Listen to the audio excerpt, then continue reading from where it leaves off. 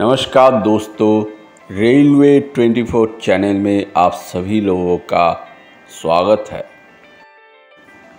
31637 Sealdah Ranaghat galloping AC local, Sealdah to Ranaghat junction.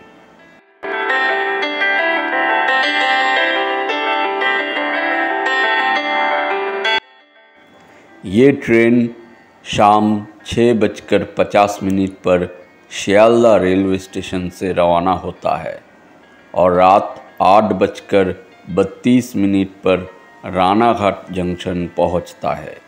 ये train Sealdah से हर दिन चलता है।